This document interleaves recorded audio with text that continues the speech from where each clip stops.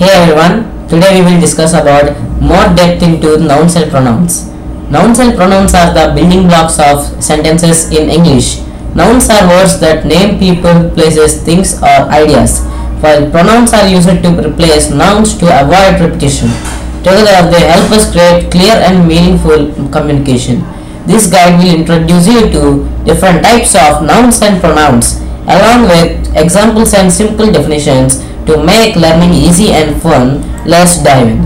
So మనం last lesson లో తెలుసుకున్నగా parts of speech లో నౌన్స్ అండ్ ప్రొనౌన్స్ ని కవర్ చేసాం. సో వాటిలో ఇంకా చాలా టైప్స్ ఉంటాయి. సో వాటిని డెప్త్ గా ఇంకా చూద్దాం.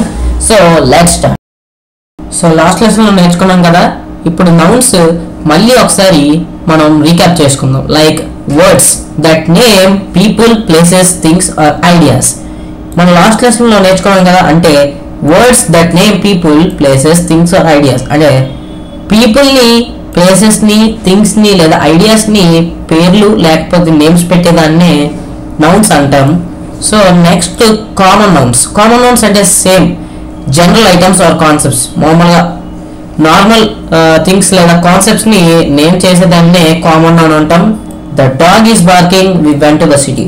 ఇందులో సిటీ అనేది ఇక్కడ కామన్ నౌన్ వస్తుంది, ఇక్కడ డాగ్ కూడా కామన్ నౌన్ వస్తుంది. ఎందుకంటే ఇది చాలా బేసిక్ అని చాలా తెలుస్తుంది, ఎందుకంటే మనం ఇది చాలా చిన్నప్పటి నుంచి నేర్చుకుని ఉంటాం. So next topic.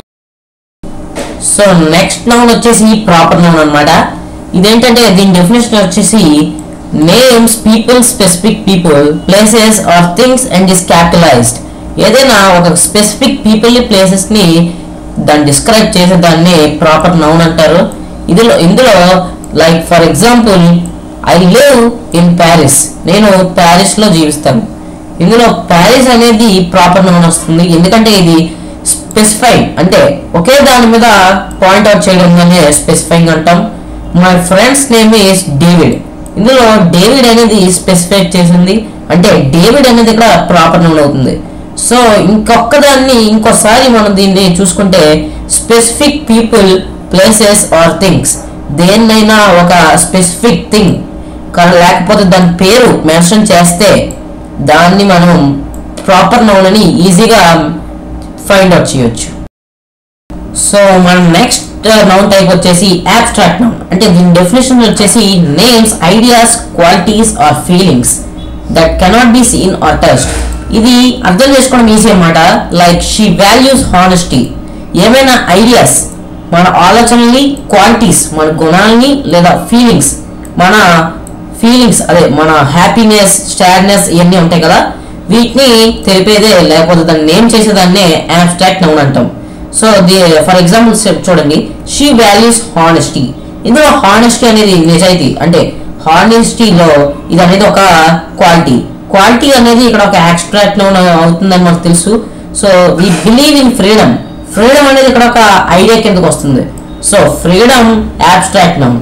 సో ఎప్పుడైనా మీకు ఏదైనా పదం టచ్ కానిది లేకపోతే అది ఫిజికల్ కాదు, ఒక మెంటల్ టైప్ వస్తే ఫ్రీడమ్ అని అదే అబ్స్ట్రాక్ట్ నౌన్ అని మనం గుర్తించవచ్చు.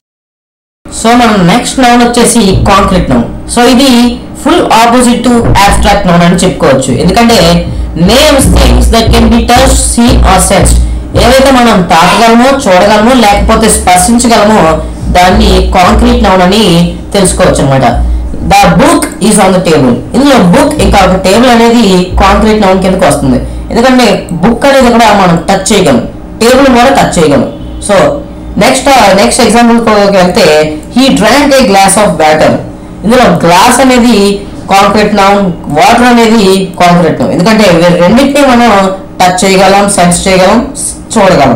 సో మీకు ఇది అర్థమైంది అనుకుంటున్నాను. సో ఇది ఎప్పుడైతే మీకు కాంక్రీట్ నౌన్ అడిగితే మీరు జస్ట్ గుర్తుంచుకోవాల్సింది ఏంటంటే అబ్స్ట్రాక్ట్ నౌన్ కి ఆపోజిట్ ఏంటంటే కాంక్రీట్ నౌన్ గుర్తొచ్చేయాలి అనమాట. సో మీరు జస్ట్ కాంక్రీట్ లో పేరులో చేస్తుంది, కాంక్రీట్ అంటే గట్టి పదార్థాలు, అంటే టచ్ చేయగలం, సీన్, వీటితో మనం టచ్ చేయొచ్చు, ఏదైనా చూడొచ్చు. సో నెక్స్ట్ వచ్చేసి కౌంటబుల్ నౌన్. కౌంటబుల్ నౌన్ లో కౌంటబుల్ పేర్లోనే తెలుస్తుంది. కౌంటబుల్ అంటే లెక్క పెట్టగలవు, అంటే names, things that can be counted. ఏవైతే నౌన్స్ లేకపోతే వస్తువులు వాటిని మనం కౌంట్ చేయగలము. అంటే ఐ హ్యావ్ 3 apples. ఇందులో యాపిల్స్ మనం కౌంట్ చేయగలం. ఇక్కడ 3 అనేది యాడ్ అయింది అనమాట. So there are 5 chairs in the room. ఇందులో 5 లేకపోతే నెంబర్ మీకు ఏదైనా సెంటెన్స్ లో నెంబర్ మెన్షన్ అయిందంటే అది మీరు గుర్తుంచుకోవాల్సింది అంటే కౌంటబుల్ నౌన్ అనేది మన మైండ్ లోకి వచ్చేయాలన్నమాట. So chairs 5 chairs in the room. మీకు అర్థమైంది అనుకుంటున్నాను. సో నెక్స్ట్ టాపిక్ వెళ్దాం. నెక్స్ట్ టాపిక్ ఇంకా ఈజీగా ఉంటుంది. సో మన last type of noun is uncountable noun. ఏవైతే మనం లెక్క పెట్టలేమో అంటే అన్కౌంటబుల్ నౌన్ లోని పేర్లో తెలుస్తుంది. Names things that can not be counted. ఏవైతే మనం లెక్క పెట్టలేము. She has a lot of patience. ఆమె దగ్గర చాలా పేషెన్స్ ఉంది. ఇందులో మనం లాట్ ఆఫ్ పేషెన్స్ మనం లెక్క పెట్టలేము కాబట్టి ఇక్కడ పేషెన్స్ అనేది అన్కౌంటబుల్ నౌన్ లో కిందకు వస్తుంది. సో మీరు గుర్తుంచుకోవాల్సింది ఏంటంటే ప్రతిసారి ఓకే ఇది పేషెన్స్ అని ఇది అబ్స్ట్రాక్ట్ నౌన్ అయిపోతుంది అనుకోకూడదు. ఎందుకంటే సెంటెన్స్ బట్టి ఆ టైప్ ఆఫ్ నౌన్ అనేది మారుతూ ఉంటుంది. She has a lot of noun. ఇక్కడ లాట్ అనేది పేషెన్స్ యొక్క నౌన్ టైప్ ని మార్చేస్తుంది. There some milk in the fridge. అందులో కొంచెం మిల్క్ ఉంది. అందులో మనకి చూపించలేదు ఎంత మిల్క్ ఉందో, ఎంత మెజర్మెంట్ చూపించలేదు కాబట్టి ఇది అన్కౌంటబుల్ కిందకు వస్తుంది. లైక్ లిక్విడ్స్ అన్ని మనకి అన్కౌంటబుల్ నౌన్ లోకి వస్తుంది. సో మీరు జస్ట్ గుర్తుంచుకోవాల్సింది ఏంటంటే ఏవైతే మనం లెక్క పెట్టలేమో సో ఇది బాగా గుర్తుంచుకోండి. సో మనం ఇప్పుడు ప్రొనౌన్స్ కి వచ్చామన్నమాట. ప్రొనౌన్స్ మనం లాస్ట్ పార్ట్ లో రివైజ్ చేసుకున్న విధంగా ప్రొనౌన్స్ డెఫినేషన్ వచ్చేసి words used in place of nouns to avoid repetition. Nouns కి బదులుగా వాడే వర్డ్స్ నే మనం ప్రొనౌన్స్ అంటాం. సో దేనికంటే రెపిటేషన్ అంటే మళ్ళీ అనేటప్పుడు ఈ పేర్లు అన్ని వచ్చేటప్పుడు ఇరిటేటింగ్ గా లేకపోతే అన్కంఫర్టబుల్ గా ఉంటుంది చెప్పడానికి. సో వీటిలో ఫస్ట్ టైప్ వచ్చేసి పర్సనల్ ప్రొనౌన్స్. పర్సనల్ ప్రొనౌన్స్ అంటే refer to specific people or things. Same first లో మనం నౌన్స్ గురించి చెప్పుకున్నప్పుడు వచ్చింది కదా ఫస్ట్ టైప్, అందులో దానిలాగే పర్సనల్ ప్రొనౌన్స్ కూడా సేమ్. సో ఫస్ట్ ఎగ్జాంపుల్ వచ్చేసి హీ ఈజ్ మై బ్రదర్. ఇందులో మనకి స్పెసిఫిక్ గా బ్రదర్ హీ ఈజ్ మై, అందులో బ్రదర్ ని బాగా స్పెసిఫై చేస్తున్నారు కాబట్టి ఇది పర్సనల్ ప్రొనౌన్స్ కిందకి వస్తుంది. ఇందులో హీ అనేది కూడా ప్రొనౌనే. They are going to the park. ఇందులో దే అనేది పర్సనల్ ప్రొనౌన్. సో ఎందుకంటే ఇందులో వారు, దే అనేది వారు, హీ అనేది అతను. సో మనకు తెలుస్తుంది స్పెసిఫై చేస్తున్నారు కాబట్టి. సో మన నెక్స్ట్ టైప్ ఆఫ్ ప్రొనౌన్స్ వచ్చేసి డెమోన్స్ట్రేటివ్ ప్రొనౌన్స్. అంటే దీని డిఫరెన్స్ వచ్చేసి పాయింట్ టు స్పెసిఫిక్ థింగ్స్. ఇందులో for example this is my car అంటే ఒకే థింగ్ ని లేకపోతే దాన్ని రెఫర్ చేయడమే ప్రొనౌన్స్ డెమోన్స్ట్రేటివ్ ప్రొనౌన్స్. అంటే దిస్ ఈజ్ మై కార్. ఇందులో దిస్ అనేది కార్ ని మనకి రెఫర్ చేస్తుంది. Those or her shoes. Those అనేది ఒకే థింగ్ ని రెఫర్ చేస్తుంది అంటే స్పెసిఫిక్ థింగ్స్ పాయింట్ అవుట్ చేస్తుంది. ఇందులో మనకి తెలుస్తుంది ఏంటంటే this is my pen, that is my pencil అని మనం చాలా సార్లు యూజ్ చేస్తూ ఉంటాం మన డైలీ లైఫ్ లో. ఇలాంటివన్నీ మన లైఫ్ లో ఎక్కువ యూజ్ చేస్తాం. మనకు తెలియకుండానే డెమోన్స్ట్రేటివ్ ప్రొనౌన్స్ అనేవి మనం యూజ్ చేస్తూ ఉంటాం.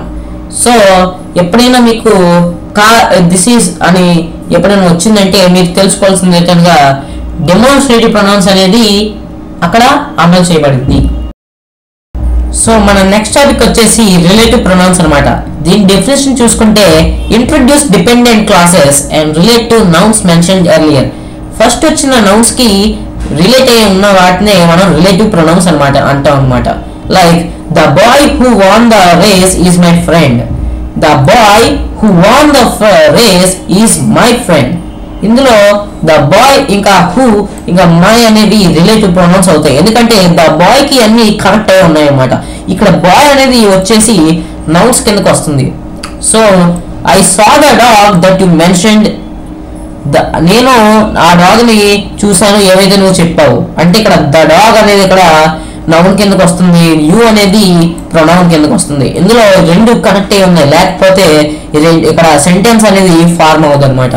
సో ఎప్పుడైనా మీరు ఇలాంటి సెంటెన్స్ చూసారంటే ఒక నౌన్ నుండి ఇంకో ప్రొనౌన్ నుండి రెండింటికి కనెక్షన్ ఉంటే దాన్ని మీరు రిలేటివ్ ప్రొనౌన్ అని ఈజీగా ఫైండ్ అవుట్ చేయొచ్చు అనమాట.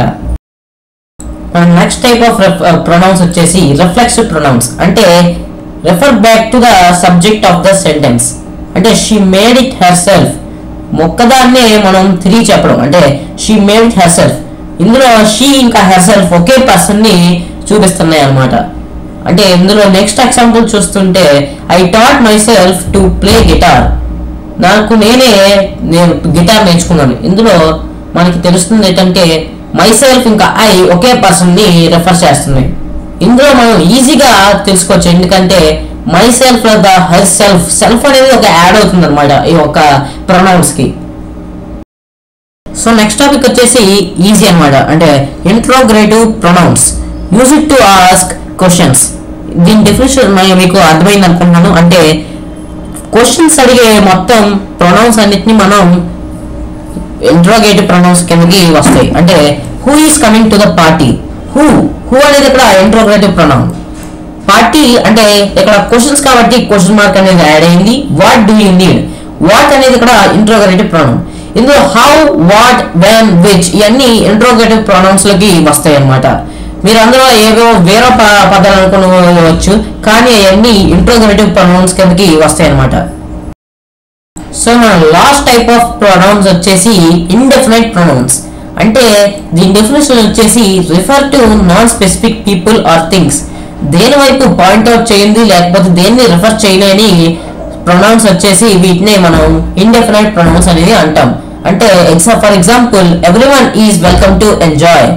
Everyone is welcome to enjoy. ఇక్కడ ఎవ్రీవన్ అనేది మనకి ఇక్కడ ఇండెఫినైట్ ప్రొనౌన్ అని తెలుస్తుంది. ఇక్కడ ఎవ్రీవన్ ఎవరిని ఒక్కళ్ళనే పాయింట్అవుట్ చేసి చూపించట్లేదు, అంటే ప్రతి ఒక్కరిని పిలుస్తుంది అని అర్థం. Nobody knows the truth. ఇందులో ఎవరికి నిజం తెలియదు. ఇందులో నోబడీ అనేది ఒక స్పెసిఫిక్ పర్సన్ ని పాయింట్అవుట్ చేయట్లేదు. దీంతో మన ప్రొనౌన్స్ ఇంకా నౌన్స్ యొక్క టైప్స్ అనేవి తెలుసుకున్నాం. సో మీ అందరికీ అర్థమైంది అనుకుంటున్నాను. సో మీకు ఇంకేమైనా డౌట్స్ ఉంటే కామెంట్స్ లో మీరు టైప్ చేసి సెండ్ చేయవచ్చు. నేను వాటికి రిప్లై ఇవ్వడానికి ట్రై చేస్తాను ఎంత వీలైతే అంత. సో ఇంతటితో bye bye. So thanks for watching.